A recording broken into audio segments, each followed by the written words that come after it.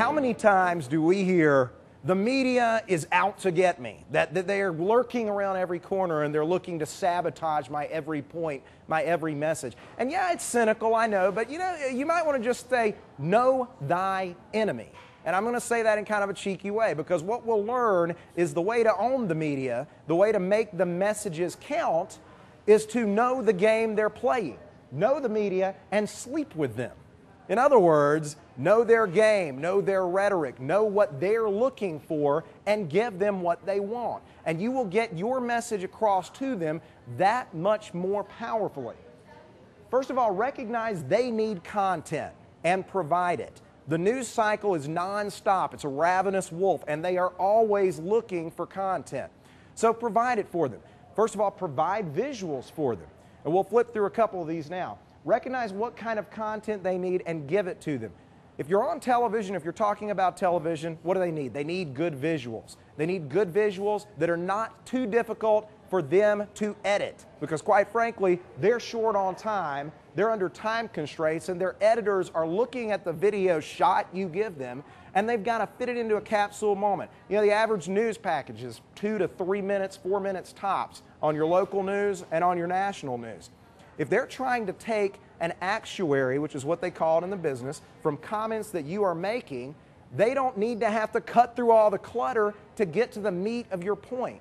So know your bullet points, know your talking points ahead of time, and get to the meat of the point for them. It helps them with their job, and it might get you on TV that much faster. Also, know that they're fact checkers. If you don't know the facts, if you don't know the statistic, don't throw it out there, because that will discredit your argument, and they will go back and check your sources a lot of times, and they'll use it against you. It's a battering ram. So don't give them more than they need, and don't give them something to beat you over the head with if you don't have to.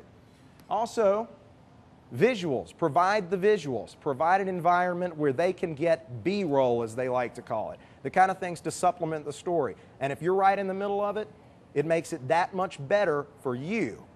Looking down the line. Be concise, be articulate, have your talking points down, and don't be that guy. And you know what I'm talking about. You've seen these rallies where you just know they looked for the lunatic. They had everybody else that was halfway decent, halfway sane. Their shirts were good, their posters looked great, but they found that one guy who saw the UFO in his front yard last night and saw the crop circles, and they were all telling him what he should do with his life and what you do with your life, and they put him on TV for 3 minutes solid. Voila, your whole package. That's not what you want, and that's what you want to try to avoid. But new media is the way the game is played more and more these days, especially if we're talking about a younger audience. A lot of folks under 40, we don't read the newspapers anymore. We don't read the magazines as much. We don't watch a lot of the traditional news outlets. We use social media. We use it to share. We use it to discuss. We use it to microblog. Whether it's a video blog, whether it's a blog, whether it's a tweet, all of these different avenues for getting the word out, employ those things. Because a lot of the social media will reinforce what you are trying to do. It will reinforce your message. It will help you get people to the event you're trying to create. And it will just really create a good rapport. It's interactive. It's back and forth. One of the positive things about the social media we have today is that they allow someone to take ownership in the event, in the story. And they're going to be that much more involved in what's going on if they've had a chance to take ownership in the process. Social media really allows you to do that. There are some rules of the road when you're talking about using social media, though. Go to the next slide. Rules of the road for getting attention online. If there's one thing that's wrong with the whole system, is just you're overwhelmed with information. There is so much information on the internet fighting and vying for your attention, you don't know which way to turn. You just throw your hands up at the end of the day. A lot of times you just check out.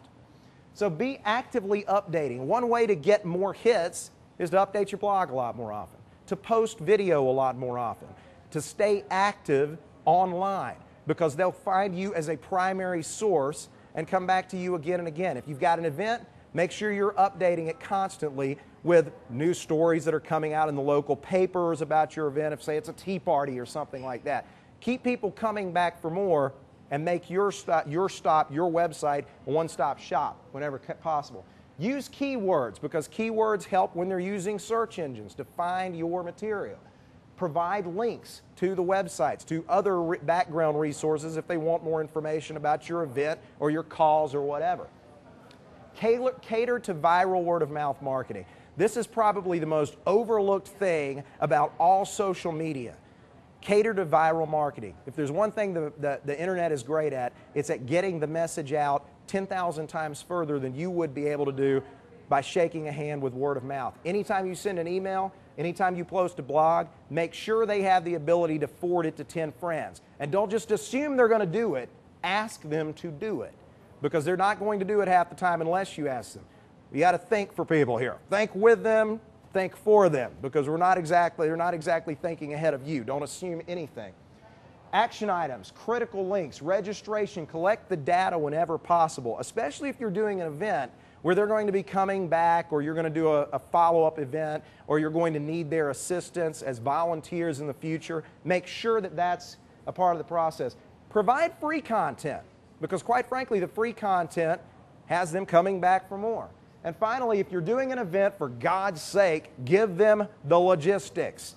Give them the name, give them the location, the time. These are things we all take for granted. Like, everybody would know that. I mean, who wouldn't think about that? Well, people don't think about that. I saw 3 events earlier this year, Tea Party type events, where they didn't put the time that people were to arrive, and they didn't put the location for parking and directions for getting there. I guess they just assumed you knew where they were having this thing. Don't assume anything. Give them everything they need.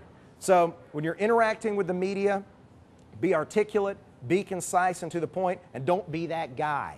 When you're using social media, and never go without it, do everything you can to drive home the point and make yourself accessible to the people online.